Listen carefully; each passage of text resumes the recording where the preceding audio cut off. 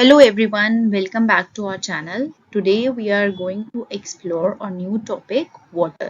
आज हम water के बारे में पढ़ेंगे और water में हम अलग-अलग चीज़ों के बारे में पढ़ेंगे, जैसे कि water cycle क्या होता है, उसके बाद जो distribution of water bodies हैं वो किस तरह से रहता है, ocean circulation क्या होता है, waves कैसे बनती हैं, सुनामी क्यों आता है, tides क्या होती हैं और ओशन करंट्स क्या होती हैं, इन सब चीज़ों को भी हम एक्सप्लोर करेंगे। तो चलो शुरू करते हैं। तो जब भी आप वाटर के बारे में सोचते हो तो आपके दिमाग में कैसी इमेजेस आती हैं? आप रिवर्स के बारे में सोचते हो, ओशंस के बारे में सोचते हो, लेक्स में सोचते हो और जो पॉन्ड्स बन जाते हैं उनके बारे में सोचते हो, टैप वाटर के बारे में आप सोचते हो। इसके अलावा जब बारिश होती है, बारिश के बाद क्या बन जाते हैं? Small puddles. ये क्या है? पडल बन गया है बारिश होने के बाद, मतलब गड्ढा बन जाता है जिसमें पानी इकट्ठा हो जाता है। तो जो वाटर है वो डिफरेंट फॉर्म्स में एग्जिस्ट कर रहा है और जो बच्चे हैं वो जो बारिश का पानी होता है उसमें अपनी बोट्स चलाने में उनको बहुत मजा आता है। वो क्या करते हैं? पेपर बोट्स बनाते हैं और उस पानी में जो पानी इकट्ठा हो जाता है उसमें पेपर बोट्स चलाते हैं। बट हम देखते हैं आफ्टरनून टाइम तक ये जो पानी है वो इवेपोरेट हो जाता है। तो ये पानी जाता कहाँ है? पानी इवेपोरेट हो जाता है। इवेपोरेशन मतलब पानी जब चेंज हो गया वाटर से वाटर वेपर की फॉर्म में और वो इट विल राइज अप और जब वो ऊपर जाएगा, ऊपर क्या होगा? कंडेंसेशन होगा जिससे कि वो क्लाउड्स की फॉर्म में चेंज हो जाएगा और क्लाउड्स जो है वो जब इतने हैवी हो जाएंगे कि उससे ज्यादा वो होल्ड ही नहीं कर पाते तो वो दोबारा से नीचे आ जाएगा। किसकी फॉर्म में? रेन की फॉर्म में, स्नो की फॉर्म में या स्लीट की फॉर्म में। स्लीट होता है रेन और स्नो का मिक्सचर और हिंदी में हम इसे कहते हैं ओले। तो इसको ये प्रेसिपिटेशन होके किस फॉर्म में आता है? रेन, स्नो और स्लीट की फॉर्म में दोबारा से नीचे आता है और ये साइकिल कंटिन्यू चलता रहता है। तो सबसे पहले वाटर साइकिल में क्या हुआ? इवेपोरेशन हुआ जिससे कि ग्राउंड वाटर, ओशंस और स्ट्रीम का पानी कहाँ गया? ऊपर गया। वहां पे जाके कंडेंसेशन हुआ और क्लाउड्स बन गए और क्लाउड्स जब दोबारा से नीचे आया तो प्रेसिपिटेशन की फॉर्म में किस फॉर्म में आया? रेन वाटर या फिर स्नो, स्लीट और वो दोबारा से कुछ ग्राउंड वाटर में चला गया और कुछ ओशंस, रिवर्स और लेक्स में चला गया। सो ये प्रोसेस ऑन एंड ऑन जो है वो कॉन्टिन्यूसली हमेशा चलता रहता है। तो इसी को हम क्या कहते हैं? Water cycle. This is known as water cycle. What is water cycle? The process by which water continuously changes its form and circulates between oceans, atmosphere and land is known as water cycle. आप क्या देख रहे हो कि ये continuous process है और बार बार change होता रहता है और इसीलिए जो अर्थ है उसको हम कहते हैं terrarium. Terrarium is an artificial enclosure for keeping small house plants. ये एक टेरेरियम है जो एक आर्टिफिशियल एनक्लोजर है जब हमने जार में स्मॉल हाउस प्लांट्स रखे हैं। इसको हम घर पे भी बना सकते हैं। कैसे बना सकते हैं? आप एक बड़ा सा जार लोगे, उसको 1/4 जार को सॉइल से फिल कर दोगे और अच्छे से उस सॉइल को प्रेस कर दोगे। उसके बाद वहां पे एक स्मॉल थिन लेयर लगाओगे उस सॉइल के ऊपर ह्यूमस की। ह्यूमस की लेयर लगाने के बाद आपको क्या करना है? जो बड़े बड़े प्लांट्स हैं उसको पहले लगाना है और छोटे छोटे उसके आसपास लगाओगे।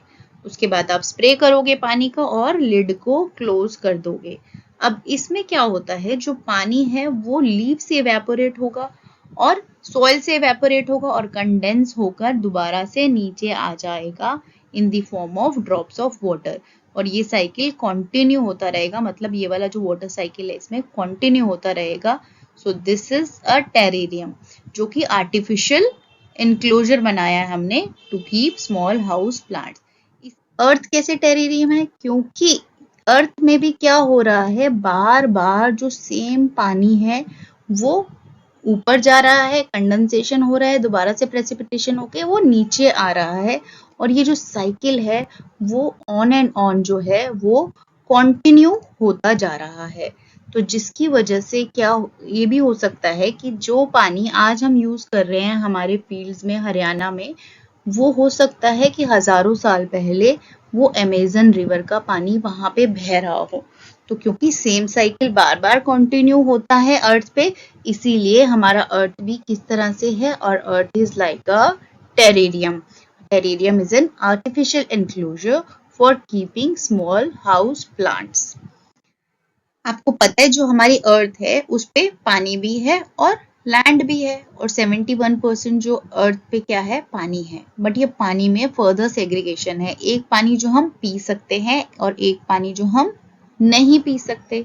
कौन सा पानी हम पी सकते हैं? जो कि फ्रेश वाटर है.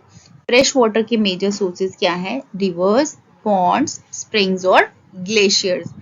और जो ओशन बॉडीज हैं, जैसे कि साउथ अटलांटिक ओशन आप देख रहे हो, Indian ocean, Pacific ocean, north Atlantic ocean, तो ये सारे ओशंस जो हैं या फिर कोई सीज हैं, इनमें क्या होता है? सॉल्टी वाटर होता है. और जो वाटर होता है ओशंस का सॉल्टी होता है. सेलाइन क्यों होता है? क्योंकि उसमें बहुत ज्यादा अमाउंट में सॉल्ट्स होते हैं. और ज्यादा सॉल्ट कौन सा होता है? सोडियम क्लोराइड, जिसको हम कॉमन टेबल सॉल्ट भी बोलते हैं, जो हम अपने खाने में यूज करते हैं. Let's do some knowledge test now.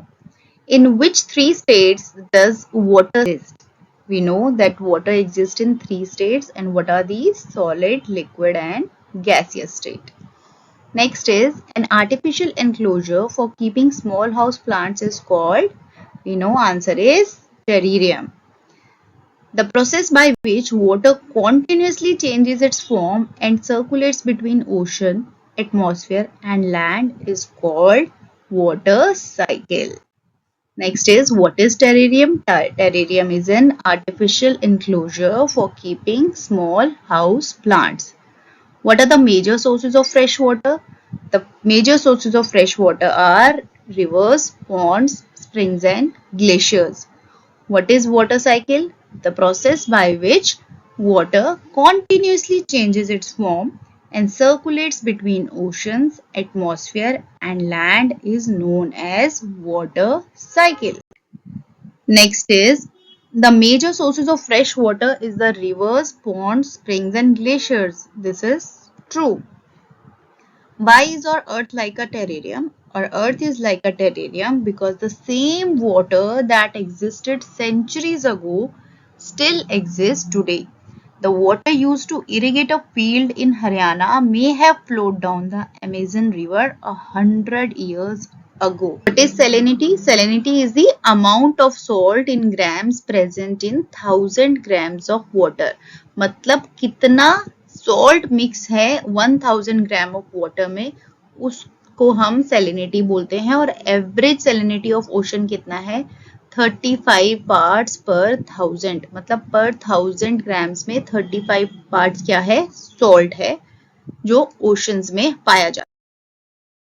आपको पता है जो डेड सी होता है उसमें जो सॉल्ट का कंसंट्रेशन है वो इतना ज्यादा होता है, जिसकी वजह से डेंसिटी इंक्रीज हो जाती है, और जो भी इंसान इसमें डेड सी में जाता है वो फ्लोट करना शुरू कर देता है, वो डूबता नहीं है. डेड सी जो इजराइल का है उसमें जो सैलिनिटी है वो है 340 ग्राम्स पर लीटर. नॉर्मल ओशन वाटर में हमने क्या देखा था? 35 ग्राम्स ऑफ सॉल्ट था उसके अंदर पर लीटर में.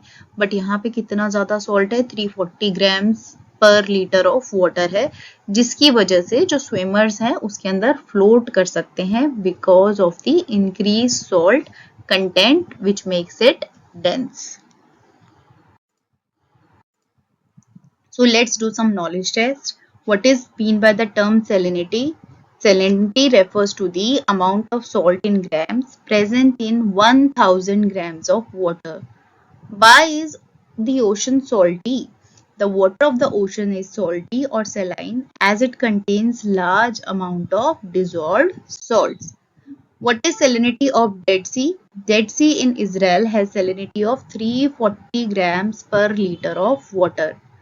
How is it possible to float in the Dead Sea? Swimmers can float in it because the increased salt content makes it dense.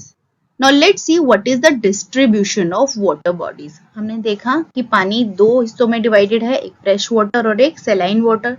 जो ओशंस में है और जो सलाइन वाटर हमारी अर्थ पे कितना है 97.3%, इतना ज्यादा है। और बाकी का ऑलमोस्ट सिर्फ 3% आप सोचो वो क्या है, फ्रेश वाटर है, जिसकी वजह से कहते हैं जो फ्रेश वाटर है उसको हमें बहुत संभल के यूज करना पड़ेगा, क्योंकि पानी हमारा एक एसेंशियल मीन्स है सर्वाइवल के लिए। सिर्फ पानी ही ऐसी चीज है जिससे हम अपनी प्यास बुझा सकते हैं, तो इसीलिए वो इतना प्रेशियस है। अगर आप देख रहे हो 97.3% तो सिर्फ खारा पानी है या सॉल्टी वाटर है, जो सलाइन वाटर जिसे हम कहते हैं, तो वो तो हम यूज नहीं कर सकते। इसलिए जो बचा कुचा 3% वाटर है उसको हमें बचाना होगा, वेस्ट नहीं करना होगा। अगर हम पॉल्यूट कर देंगे तो वो दोबारा से हम रीयूज भी नहीं कर सकते उस पानी को, तो इसीलिए पानी को बचाना हमारे लिए बहुत इम्पोर्टेंट है। Now let's see and understand कि कितना पानी फ्रेश वाटर है हमारे यहाँ पे। ये एक्टिविटी के से हम एक समझेंगे। Take 2 liters of water, let it represent the total water on the surface of earth। आप 2 लीटर पानी लो और उसको ऐसा समझो ये जितना पानी पूरी अर्थ पे है वो उसके बराबर है। अब इसमें से 12 स्पून पानी लो वेसल में और एक अलग से बोल में रख दो। जो पानी बच गया है वेसल में वो सॉल्टी वाटर है, जो कि ओशंस में मिलता है या फिर सीज में मिलता है, और वो पानी हमारे लिए कंजम्पशन के लिए फिट नहीं है। क्यों नहीं है? क्योंकि उसमें सॉल्ट प्रेजेंट है। और जो 12 चम्मच आपने निकाला है पानी एक बोल में, उतना ही फ्रेश वाटर है अर्थ में। तो इसीलिए कितना कम पानी है फ्रेश वाटर अगर हम देखेंगे in comparison to the total water on the earth, तो that is why it is very important to save this precious resource. So let's do some knowledge test. Why is water essential for our survival? The answer is water is absolutely essential for our survival because water alone can quench our thirst when we are thirsty। मतलब सिर्फ पानी ही हमारी प्यास बुझा सकता है जब हमें प्यास लगती है। अगर आप cold drink P low, juice P low, but आपकी प्यास किससे बुझती है? सिर्फ पानी से। So why it is important for us, why water is important for us, and suggest some ways in which water can be conserved in your home and in your school. Let's see the answers. So water is important for us because it supports our health, environment and it sustain all living beings। मतलब इसकी वजह से जितने भी living beings हैं, चाहे plants हैं, animals हैं, human beings हैं, ये सब survive कर पा रहे हैं because of water। Suggest some ways in which water can be conserved in your homes. We can fix the leaks, we can do shorter showers, turn off the taps, use a broom. Water efficient appliances should be used such as washing machine, dishwashers, collect rainwater and watering plants. And how can you save the water in schools? By starting the awareness campaigns, by fixing the leaks in schools also. You can install water saving fixtures, water schedule. You can create a water schedule for school gardens in order to avoid the overwatering. Even you can use the water bottles which can be reusable instead of disposable ones, and we can limit the waters in all labs and we can clean with mops. March 22nd is celebrated as World Water Day, when the need to conserve water is reinforced in different ways. So 22nd March is World Water Day. Now let's do some knowledge test. 2/3 of the Earth's surface is covered by water. True or false? This is absolutely false because 3/4 of the Earth's surface is covered by water, and in terms of percentage it is 71%. Next is dash is celebrated as World Water Day. The answer is 22nd of March. Next, the oceans are salty because they contain a large amount of dissolved. Answer is salts. Next is the salt found in ocean water is commonly known as dash or common salt. The answer is table salt or common salt, and mainly the content is sodium chloride. Sodium chloride is the salt which we are using in our cooking also. Okay. आप लोग कभी किसी सी पे, किसी बीच पे गए हो, वहां पे कभी अपने शूज उतार के आप नंगे पैर चले हो? कितना अच्छा लगता है।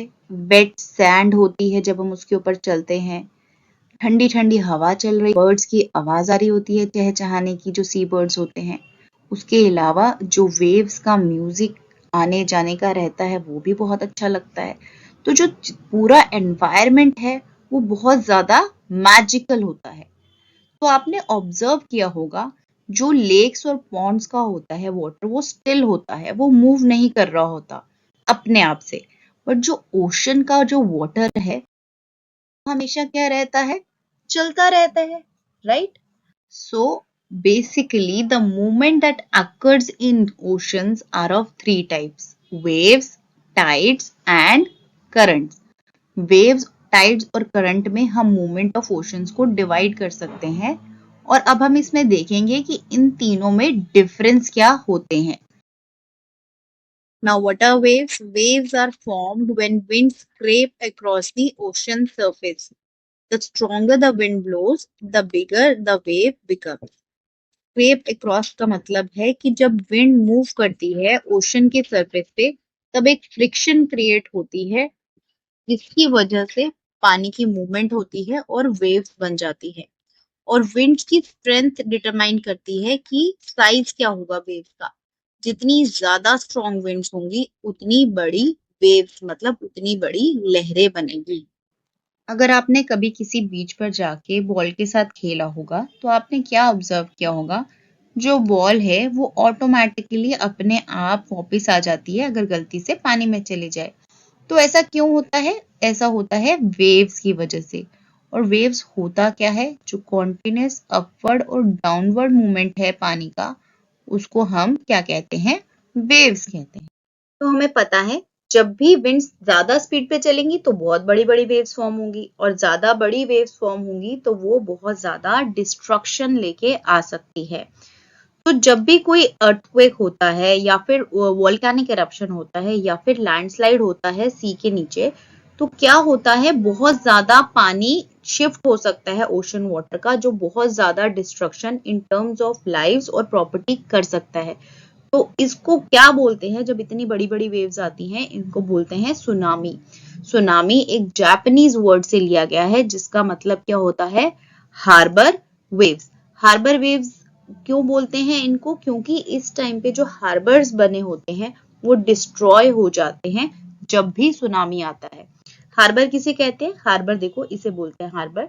हार्बर एक ऐसी नेचुरल या फिर मैनमेड जगह है जहाँ पे हम शिप्स को सेफली रख सकते हैं। Tsunami is a huge wave caused by underwater disturbances like earthquakes, volcanic eruption और landslides. और 26 दिसंबर 2004 में एक डिवास्टिंग सुनामी ने हिट किया था, कहाँ पे, इंडियन ओशन पे, जिसकी वजह से काफी सारी कंट्रीज इंपैक्ट हुई थी, इंक्लूडिंग इंडिया में भी बहुत ज्यादा नुकसान हुआ था।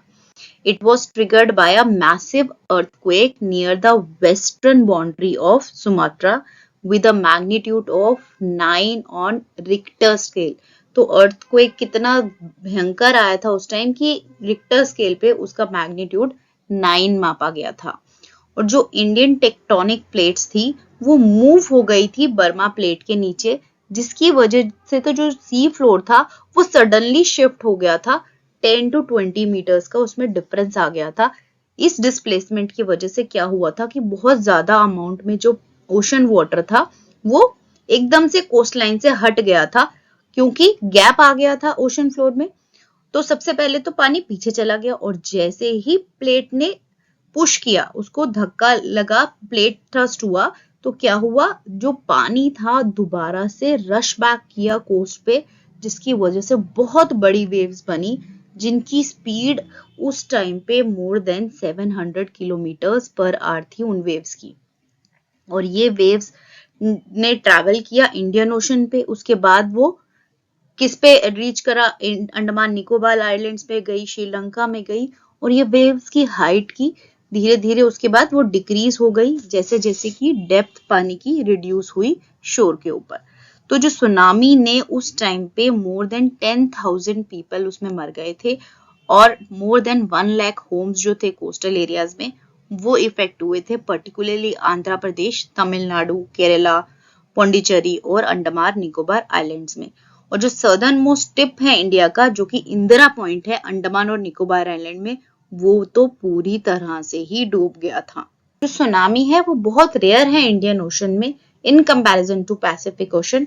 Why? Due to lower seismic activity है, frequency, type and intensity of earthquakes and other movements within the earth crust. तो अगर हम सिंपल टर्म्स में बोले कि अगर अर्थ प्लेट मूव करती है तो वो वाइब्रेशंस या फिर शेकिंग होता है, जिसे हम अर्थक्वेक बोलते हैं। तो एरियाज जहां पे ज्यादा अर्थक्वेक आते हैं उनको बोलते हैं they are prone to high seismic activities, और जिन एरियाज में कम अर्थक्वेक आते हैं वहां पे लो सिस्मिक एक्टिविटीज होती हैं। तो हमने क्या जाना कि जो इंडियन ओशन में कम सिस्मिक एक्टिविटीज होती हैं in comparison to Pacific Ocean. Now let's see what are tides. Tides are the rhythmatic rise and fall of ocean water twice a day. दिन में 2 बार जो rhythmatic rise और fall होता है daily, उसको हम टाइड बोलते हैं। और टाइड 2 तरह का होता है, एक होता है हाई टाइड, एक होता है लो टाइड। हाई टाइड किसे बोलते हैं? When the water rises to the highest level and covers much of the shore. जब पानी हाईएस्ट लेवल पे होता है और ज्यादा शोर को कवर कर लेता है, उसको हम हाई टाइड बोलते हैं। और इसमें ये किस किस चीज में हेल्प करता है? इसमें नेविगेशन में हेल्प करता है, क्यों शिप्स जो हैं आराम से हार्बर पे पहुंच जाती हैं हाई टाइड की वजह से। इसके अलावा ये फिशिंग में भी हेल्प करता है, क्योंकि इस टाइम बहुत सी जो फिश हैं वो पास आ जाती हैं शोर के, और जिसकी वजह से जो फिशरमैन हैं उनको आसानी से पकड़ सकते हैं। दूसरी तरह की टाइड है लो टाइड। लो टाइड कब होता है? जब water falls to the lowest level, बिल्कुल लोएस्ट लेवल पे फॉल करता है, एंड रिसीड्स फ्रॉम दी शोर, मतलब मूव्स अवे फ्रॉम दी शोर, तो उस टाइम बोलते हैं लो टाइड। और ये जो टाइड है, this rhythmic rise and fall of water, जो टाइड्स का होता है, ये किस लिए भी यूज करते हैं? इलेक्ट्रिसिटी जनरेट करने के लिए भी कुछ जगह पे यूज किया जाता है। अब ये जो रिदमेटिक राइज एंड फॉल जो हो रहा है, पहले एक बार हाईएस्ट लेवल पे है पानी और फिर लोएस्ट लेवल पे है, तो ये हो क्यों रहा है? ये हो रहा है ग्रेविटेशनल पुल की वजह से। किसका ग्रेविटेशनल पुल? सन और मून का। तो 2 तरह की टाइड्स बनती हैं, एक होती है स्प्रिंग टाइड, एक होती है नीप टाइड। अब स्प्रिंग टाइड क्या होता है? जब फुल मून का टाइम होता है या न्यू मून के दिन होते हैं, उस टाइम क्या होता है, जो सन, मून और अर्थ एक ही डायरेक्शन में, एक ही लाइन में आ जाते हैं। यहाँ पे भी देखो सन, अर्थ और मून, ये भी एक ही लाइन में आ गए। तो जब एक ही लाइन में आ जाते हैं तीनों, तब स्प्रिंग टाइड्स मतलब हाईएस्ट होती हैं। जब टाइड्स, तो हाईएस्ट मतलब पीक पे यहाँ पे, तो उसको बोलते हैं spring tide. So spring tides during full moon and new moon days, when the sun, moon and earth aligns, the tides are highest and are called spring tides. और neap tides किसे बोलते हैं? When the moon is in its first and last quarter, the ocean waters are drawn in opposite direction. Opposite direction में मतलब उधर से sun pull करता है और इधर से moon pull करता है, जिसकी वजह से इधर देखो ये ऑपोजिट डायरेक्शन में फोर्स पुल हो रहा है, जिसकी वजह से जो टाइड्स हैं वो लो हो जाती हैं। इसको बोलते हैं नीप टाइड। हमारा लास्ट टॉपिक है ओशन करंट्स। ओशन करंट्स किसे बोलते हैं? Ocean currents are streams of water that flow continuously on the ocean surface in the specific direction. आप देख रहे हो यहाँ पे एरोस की फॉर्म में दिखाया गया है। ये सारी क्या है? ओशन करंट्स, जो एक ही डायरेक्शन में, अगर ये इधर जा रही है तो इधर जा रही है, तो ये स्पेसिफिक डायरेक्शन में ही मूव करती है। 2 तरह की करंट्स होती हैं, वार्म करंट्स और कोल्ड करंट्स। वार्म करंट्स जो है वो यूजुअली ओरिजिनेट करती हैं इक्वेटर से और पोल्स की तरफ जाती हैं, जो कि करती है, क्या करती है? राइज करती है टेम्परेचर पे, जैसे जैसे वो जिस जगह से भी जाती है। जो रेड वाली है वो वार्म करंट्स हैं, तो ये इक्वेटर से निकल के पोल्स की तरफ जाती हैं और टेम्परेचर को बढ़ाती हैं। और कोल्ड करंट्स जो हैं वो पानी कैरी करती हैं पोलर रीजन से या हायर लैटिट्यूड से। कहाँ पे लेके जाती हैं? ट्रॉपिकल और लोअर लैटिट्यूड्स में लेके जाती हैं और कूलिंग इफेक्ट क्रिएट करती हैं। एग्जाम्पल क्या है? जो लेब्राडोर करंट है वो कोल्ड करंट का एग्जाम्पल है। वो आर्कटिक रीजन से फ्लो करती है और इफेक्ट करती है वेदर को eastern coast of North America. ये देखो, ये लेब्राडोर करंट है, ठीक है। ये यहाँ पे फ्लो कर रही है, this is a Labrador current. Next है गल्फ स्ट्रीम, जो कि एक वार्म करंट है, ये रही गल्फ स्ट्रीम, देख रहे हो। तो ये गल्फ स्ट्रीम एक वार्म करंट है जो कि फ्लो करती है मैक्सिको से eastern coast of United States. Okay, so Labrador current is a example of cold current and Gulf Stream is an example of warm current. और जब वार्म और कोल्ड करंट मिलती है तो क्या क्रिएट होता है, फॉगी वेदर क्रिएट होता है, जिसकी वजह से जो शिप्स का नेविगेशन है वो डिफिकल्ट हो जाता है। ओशन का जो करंट है वो इन्फ्लुएंस करता है टेम्परेचर कंडीशंस को, जहां से भी वो फ्लो करती हैं उस एरिया में इन्फ्लुएंस करता है। वार्म करंट्स क्या करेंगी, ऑब्वियसली वार्म टेम्परेचर आएगा वहां पे जहां पे वार्म करंट्स होंगी, और जो कोल्ड करंट्स हैं वहां पे कूलिंग इफेक्ट रहेगा। और जहां पे वार्म करंट्स और कोल्ड करंट्स आकर मिलती हैं वो बेस्ट फिशिंग ग्राउंड होता है, because the mixing of different water temperature जो है that attracts a variety of marine life. चलो एक एक्टिविटी करते हैं इसको समझने के लिए। हम क्या लेंगे, एक बकेट लेंगे जिसमें टैप वाटर भर लेंगे और हीट कर लेंगे उसको एक तरफ से इमर्शन रॉड से। अब रॉड को हटाएंगे और दूसरी तरफ हम क्या करेंगे, आइस ट्रे डाल देंगे। अब उसमें एक ड्रॉप इंक का डालना और देख पाओगे आप करंट्स कैसे मूव करती हैं। आप ये एक्टिविटी अपने घर पे कर सकते हो। Let's do some knowledge test. The area where warm and cold currents meet provide the best fishing grounds of the world. That is true. अभी अभी हमने समझा है। Dash is the southernmost point of India. Indira Point. The rhythmic rise and fall of the ocean twice in a day. जब highest और lowest पे जाता है दिन में उसको क्या बोलते हैं हम, tides. Seismic activity is more prone in the Pacific Ocean. बिल्कुल सही है, true. Next is what is the effect of high tide का क्या इफेक्ट होता है। It is a high tide when water covers much of the shore by rising to the highest level, मतलब पानी highest level पे होता है उस टाइम पे। What is the effect of the low tide, it is the low tide when the water falls to the lowest level and recedes from the shore, और you can write moves away from the shore. Next is what is the first indication of tsunami. Tsunami का first indication हमने क्या देखा था, जब 2004 में tsunami आया था तो हमने देखा था कि पानी एकदम से पीछे चला जाता है। तो जो फर्स्ट इंडिकेशन है सुनामी का, the first indication of tsunami is approaching rapid withdrawal of water from the coastal regions followed by a destructive wave. Next is what happened to the Indira Point during the tsunami of 2004. क्या हुआ था, it was completely submerged. What is tsunami? Tsunami is a series of huge tidal waves caused by earthquakes or other disturbances under the sea. कौन सी other disturbances होती हैं, earthquakes होगी या फिर landslides होगी।